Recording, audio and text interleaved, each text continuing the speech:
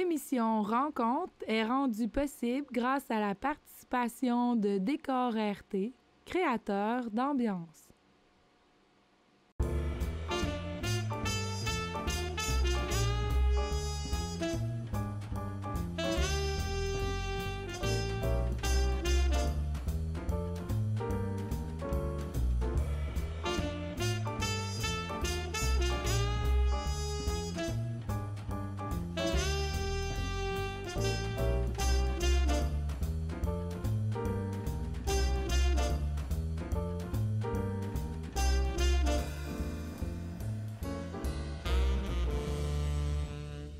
Bonjour et bienvenue à notre rencontre. Aujourd'hui, j'ai le grand privilège d'échanger avec un ancien collègue de travail, mais quelqu'un qui porte plusieurs titres à part de professeur. Alors, ensemble, on va découvrir, comme une amie a dit, quelques autres de ses multiples vies. Je suis avec le préfet de la MRC des Appalaches, Paul Vachon. Bonjour Thérèse. Salut Paul. Merci d'avoir accepté. Paul, je ne sais pas, j'ai de la difficulté de t'imaginer jeune. Je sais Moi que aussi. tu es...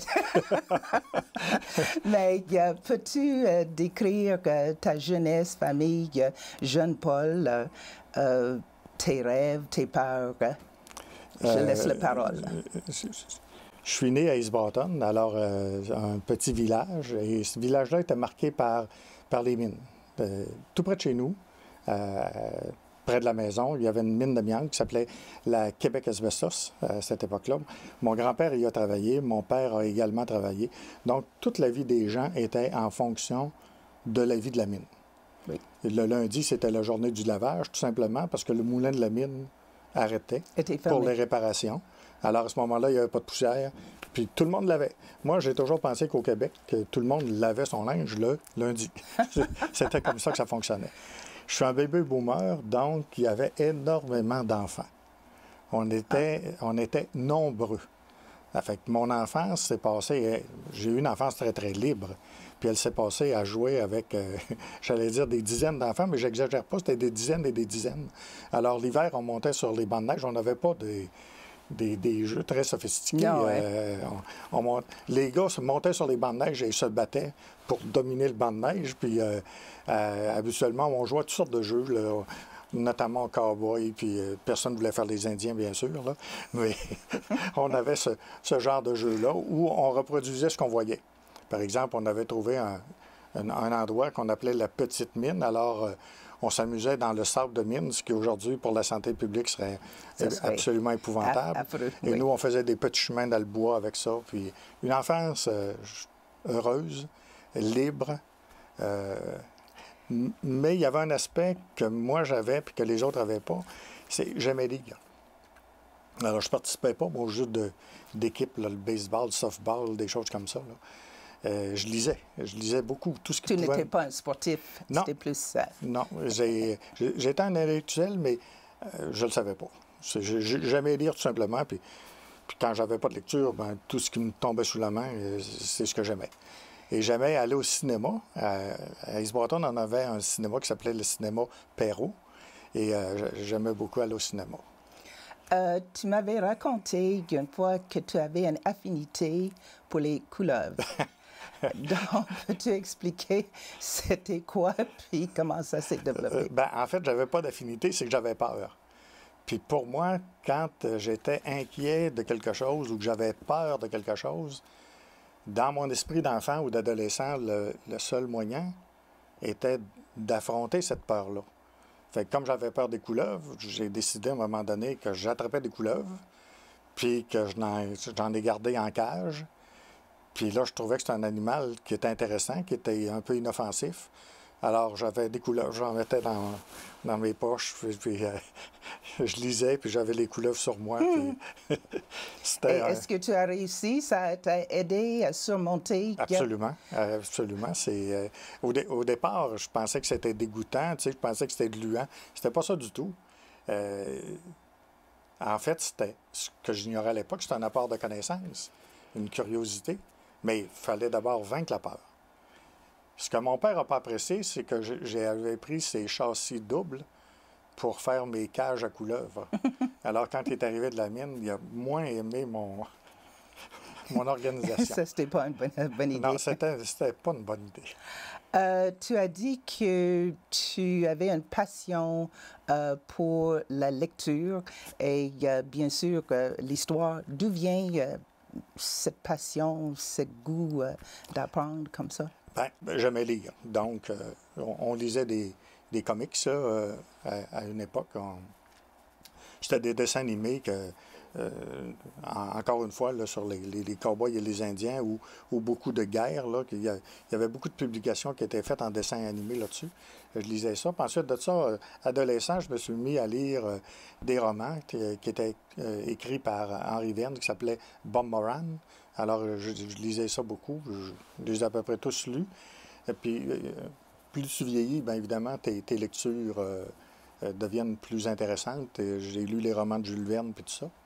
Puis à un moment donné, je suis allé au cinéma, puis il y avait un film, que nous autres, on avait 3 sortes de films. Les films d'Elvis Presley, les films de Jerry Lewis, des films de cowboys, puis il y avait les films qu'on appelait, nous autres, c'était des films de cap et d'épée, mais qu'on appelait des films de romans. Mais en fait, j'y comprenais absolument rien. Et un jour, j'avais aucune lecture, et mon grand-père m'avait donné un livre qui s'appelait L'Antiquité. Et c'était un manuel de classe, et j'ai lu ça, et ça, pour moi, ça a été une découverte incroyable. Parce que je pensais que l'Antiquité, c'était des meubles, mais c'était pas ça. C'était l'Antiquité grecque et latine. Et là, j'ai découvert que ce que j'avais vu au cinéma Perrault, ben, c'était la bataille des Thermopyles. Et c'était une bataille entre Grecs et Perses. Et tout à coup, tout un monde s'est comme ouvert devant moi. Donc, tu as fait le lien entre tout. Donc, ça, c'était comme le début de ton intérêt. Effectivement. Ça a été une découverte pour moi. En fait, ce qu'on voyait au cinéma, ce qu'on voyait au niveau de la culture, avait ses racines dans l'histoire. Dans l'histoire. Tu as fait tes études, puis c'était à quel moment que tu as pensé que tu voulais continuer avec l'histoire pour devenir prof à un moment donné? Bien, au secondaire, j'étais dans les classes plutôt de plus bas niveau, là, de général. Ce que j'aimais particulièrement, moi, c'était les lettres. La littérature, les lettres. Puis ensuite de ça, quand je suis arrivé au cégep, pour moi, le cégep, ça a été une découverte incroyable. D'abord, on avait une liberté qu'on n'avait pas au secondaire, comme jeune, comme étudiant, et le contact avec les professeurs. Moi, je suis arrivé à l'époque où j'étais un peu plus vieux que les autres étudiants, parce que j'ai dû faire une année supplémentaire pour être capable de rentrer au cégep. Donc, je devais avoir 19 ans, 18 ou 19 ans. Et les profs en avaient 21, 22, 23. Ah, oui, et pour moi, le contact avec ces gens-là a été une découverte incroyable. C'est une communauté de pensée, de gens, et ça a été à peu près à tous les niveaux. Là. Et à ce moment-là, je voulais continuer mes études. J'aimais ça. Je voulais continuer mes études et j'hésitais entre la géographie, la littérature, les lettres ou l'histoire, mais j'aimais beaucoup l'histoire. Mais je n'ai pas été très encouragé là-dedans. À chaque fois que je disais à quelqu'un que je voulais m'en aller en histoire, tout le monde me disait ben, va pas là-dedans, il n'y a pas de job, tu perds ton temps, va pas là-dedans. Heureusement, j'ai persisté. C'est comme les couleuvres. J'ai persisté, puis j'ai décidé d'y aller. En tout cas, il y en a plusieurs qui sont contents que tu as persisté. On va revenir. Mais en 1972, tu as fait un voyage au Mexique. Tu es partie toute seule. Ça veut dire qu'il fallait que tu traverses le Canada, les États, Mexique. C'était quoi qui t'a motivé quand tu ne parlais pas un mot d'anglais, tu ne parlais pas espagnol, et tu es quand même partie toute seule comme ça? Et à peine le français, je parlais Lise-Breton. Écoute, c'est un peu comme la couleuvre, dans le sens que j'avais commencé ma maîtrise, puis je trouvais que c'était pas une vie, là. Il y avait d'autres choses à faire dans la vie, mais je ne savais pas quoi. Je ne savais pas ce que je valais. J'avais l'impression d'avoir rien fait dans ma vie. Et je me disais, qu'est-ce que je peux faire pour me débarquer? Qu'est-ce que je vaux? Qu'est-ce que je peux faire pour me débarquer? Et sur un coup de tête, j'ai décidé tout simplement, je m'en vais au Mexique. Est-ce que tu avais travaillé avant pour ramasser des fonds, pour ramasser l'argent? Oui, on travaillait l'été à la mine Carey. Ah, OK. Et à ce niveau-là, j'étais très choyé. Comme étudiant, là, on n'a jamais rien manqué dans le sens que toutes les fins de semaine, on travaillait, puis pendant tout l'été, on travaillait. Okay. Mais je ne suis pas parti avec très riche. Là, j'avais 300 $. Okay. et la façon d'atteindre mon but, c'est que de Montréal, j'ai pris le train pour m'en aller. Ça a duré 3 jours ou 3 nuits, quelque chose comme ça. Puis je me suis allé directement à Vancouver. Parce que rendu à Vancouver, là, tu as le choix. Tu reviens au Québec, qui est plus loin que t'en aller au Mexique. Alors, j'ai continué vers le Mexique. Et c'était quoi ton objectif? Tu voulais... quel impact que tu espérais? Je voulais faire quelque chose dans ma vie.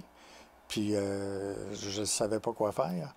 Je venais de sortir de mes études, puis je trouvais que je n'avais rien réalisé. Fait que je me disais, si je réalise ça sur le plan personnel, ben ça veut dire que je suis capable de faire ça. Et est-ce que tu avais une période de temps, non. Un mois ou quelque chose? Non. Okay. Et l'expérience, tu l'as appréciée? Beaucoup. J'ai appris beaucoup de choses. D'abord, j'ai appris que j'avais plus d'affinité, c'est curieux, avec les Américains que je pouvais en avoir avec les Canadiens anglais. Ah, oui. J'ai appris aussi que j'étais plus proche des Mexicains que j'étais proche des Américains ou des Canadiens anglais. Pour moi, mes compatriotes canadiens anglais étaient de ces 3 nations-là les plus éloignés. Ça faisait un peu bizarre parce qu'en même temps, je me cherchais comme identité. T'es un francophone d'un petit village qui a à peu près pas sorti de sa vie à nulle part. Là, ça fait que tu essaies désespérément de savoir un peu qui tu es. Puis ça m'a appris ça au niveau de la culture, puis au niveau du fonctionnement, de la façon de fonctionner. Ça fait que c'est ça que ça m'a appris. Tu es devenu, comme j'avais dit, tu es devenu prof d'histoire au cégep. Moi, je sais que quand j'enseigne l'anglais, mais je sais qu'il y a un impact direct. Toi, tu voulais transmettre quoi aux jeunes? Bien, je t'avoue que ma première année a été loin d'être une réussite. La première question que j'ai eue d'un étudiant, c'est « Est-ce que ça va être toujours comme ça? » Et je cherchais désespérément. Très encourageant. Bien, écoute, moi, j'étais passionné, mais ce que je ne comprenais pas, c'est qu'il fallait que cette passion-là, on puisse la transmettre. Et je ne transmettais pas la passion, je transmettais des connaissances. Ouais. Alors, les jeunes s'ennuyaient. Parce que les jeunes, quand tu as 17 ans, 16 ans, tu as peu de passé dans ta vie personnelle. Tu t'inquiètes pour ton avenir, mais l'avenir, tu penses qu'il va être radieux. Alors, le présent est un peu ennuyant. Fallait que je me trouve un créneau, et je l'ai découvert. Tu l'as découvert parce que je sais que ma fille a parlé de ton cours, qu'elle a dit que l'histoire n'était pas dans ses cours préférés, mais t'a trouvé excellent parce que tu as transmis ce goût de savoir plus. Alors, parle de façon de tes simulations, scénario que tu as développé cette façon-là d'enseigner? Oui, bien, quand tu donnes un cours, tu vas toujours choisir les éléments les plus déterminants. Mais je me disais, qu'est-ce qui intéresse l'étudiant? Qu'est-ce qui va le motiver? Puis, il faut toujours partir de la personne elle-même. Qu'est-ce qu'elle va faire? Puis, le scénario, ça consistait tout simplement à recréer l'ambiance de l'époque. Je donnais à la classe différents personnages, mais je leur disais, écoutez, vous lisez ça, puis après, vous faites ce que vous voulez. Vous avez une décision à prendre. Je vais te donner 2 exemples. On sait tout le monde qu'il y a eu une bombe atomique sur Hiroshima qui a été lancée par les Américains. Et je donnais tout le scénario de l'époque aux étudiants. Je leur demandais, vous faites quoi, vous autres? Qu'est-ce que vous allez faire? Et là, le débat s'engageait. Et puis il n'y avait pas de mauvaise réponse. C'était tout simplement de comprendre, d'être capable de s'exprimer, de comprendre la réalité de ce moment-là, sans nécessairement la répéter, mais de la comprendre. Ça a été la même chose avec la crise des missiles à Cuba également. Les étudiants s'en souviennent. Généralement, quand un étudiant faisait une simulation, il s'en rappelle, alors que si j'avais livré tout simplement un fait, Parce que Kim, elle avait passé 1 an au Japon, puis elle était de retour. Puis dans la simulation, c'est ça, c'est elle qui poussait le bouton. Puis je pense que tu l'as demandé, et comment ça? Parce que tu connais les Japonais. Donc, pourquoi tu as fait ça?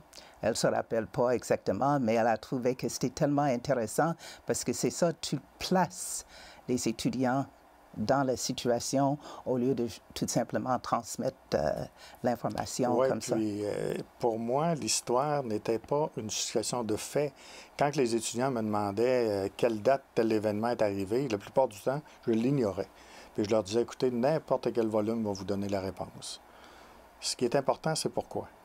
Et il m'est arrivé en classe même de pleurer devant des événements parce qu'il me touchait, qu'on pense au camp de concentration nazi ou des choses comme ça. Ce sont des gestes éminemment humains.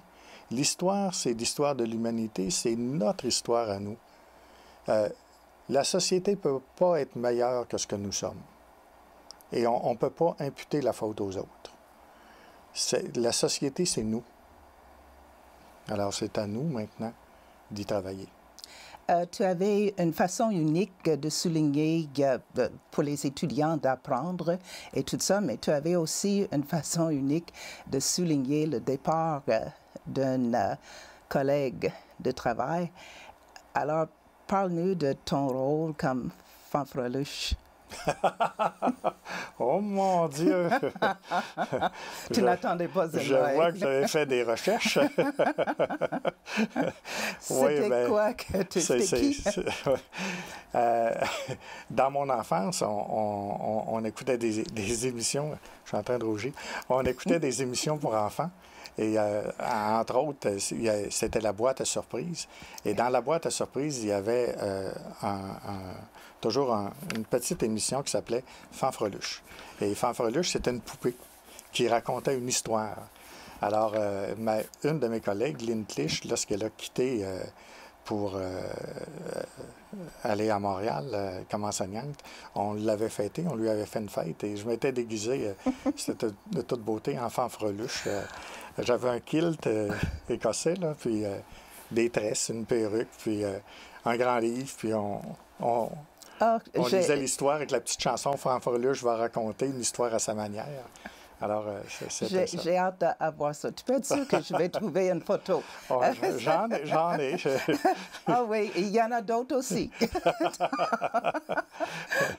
D'ailleurs, j'ai continué de m'amuser au cégep avec ça. Un de mes collègues, Robert Saint-Jean, et moi, aux 2 ans, on décidait de se payer la tête des départements et on faisait à tous les 2 ans ce qu'on appelait le show de fin d'année. Alors, on se payait un petit peu la tête de tout le monde. Et d'ailleurs, je me souviens de vous avoir sollicité, Mme Sheffield, où vous êtes venu danser une danse, je cherche le mot, là, pas square dance, mais Marie-Chantal Roussin et d'autres profs avaient... Oui, je ne me souviens pas du tout. Je pense avoir un petit vidéo de cela. Ça, Et c'est vous qui aviez monté la chorégraphie. Ah oui? Oui. On en a des surprises, hein? Oui, on est égal. OK. Voilà. Alors, tu étais enseignant, membre fondateur de Société Généalogie et aussi service des archives. C'est toujours l'histoire qui est le fil conducteur. Oui. Puis toujours un peu la même chose. Comment intéresser l'étudiant à l'histoire? Bien, je me disais, la meilleure façon, c'est qu'il va trouver ses ancêtres. Puis un coup qu'il l'avait trouvé, j'avais même déjà dit à des généalogistes qu'eux autres faisaient des tableaux généalogiques. C'est un peu insultant pour eux autres, mais je leur avais dit que c'était aussi intéressant que de lire un bottin téléphonique. Parce que des noms, ça ne veut rien dire. Ce que ça nous prend maintenant, c'est le vécu. Puis un coup que tu l'as trouvé, le nom, cherche donc. Cherche. Qu'est-ce qu'il a fait? On ne sait rien de ceux qui nous ont précédés. Quand on cherche, on découvre. Et quand on découvre, c'est toute l'idée du secret, de toutes sortes de choses. Et d'ailleurs, je me souviens d'une de mes étudiantes, elle voulait faire plaisir à son père en lui faisant sa généalogie. Oui. Et elle avait découvert que l'ancêtre s'était enlevé la vie par suicide. Et là, ça devenait... ça changeait la donne. Mais j'avais dit, non, continue, tu vas voir comment qu'une société peut être cruelle par la religion. Et elle avait continué, puis effectivement, là, le suicide, à l'époque, était considéré comme étant un crime contre soi-même. Donc, on faisait un procès au cadavre. Oh, oui. Et on a condamné le cadavre à être rependu. Alors, ça nous apprend beaucoup sur une société. C'est horrible. Et on voit toute la distance qu'on a parcourue au fil du temps pour justement changer des mentalités comme ça qui n'ont pas de sens. Hey, c'est vraiment intéressant. Ah oui, c'est passionnant. Hey, le temps passe, puis c'est sûr qu'à un moment donné, je vais changer un peu. C'est la définition de l'histoire, le temps passe. Oui, c'est bien dit. Toi et ta femme Lise, mais elle vient de Thetford, toi, oui. East Broughton, mais vous avez cherché une maison. Oui. Vous vous êtes installé à Kinners Mills. Oui. Et j'ai pensé l'autre jour, j'ai dit, as-tu pensé que si tu n'avais pas choisi cette maison-là, tu n'aurais jamais été mère? Effectivement. Quoique, quand j'étais enfant, adolescent, je pensais de devenir un jour un maire d'East Broughton. Ah, oui? Mais c'était parti de mon esprit. Je suis devenu maire un peu par hasard. Ça faisait 1 an que j'étais à la retraite, puis une de mes anciennes étudiantes m'a téléphoné. Il y avait un conflit à ce moment-là, un enjeu important qui était l'installation d'éoliennes dans le village. Et la moitié de la population était pour à peu près, puis l'autre moitié était contre. Puis on m'a demandé qu'est-ce que j'en pensais, puis moi j'en pensais à peu près rien. Je trouvais que c'était beau, puis un point c'est tout. Parce qu'elle a dit, on a une réunion ce soir des gens qui sont contre. Ah, ben j'ai dit, moi je suis pour, je vais y aller. Puis ben j'aimais ça me challenger. Oui. Et je suis allé, puis finalement, j'ai trouvé que leur argument était intéressant. C'était des arguments économiques pour moi, c'était pas des arguments esthétiques.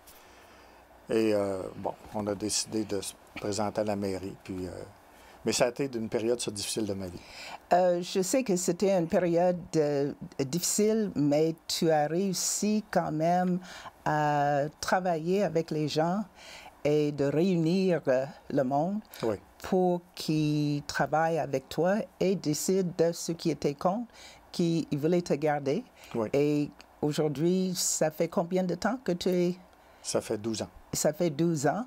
Et au moment de l'émission, que la diffusion de l'émission, mais les élections vont être dans quelques jours, oui.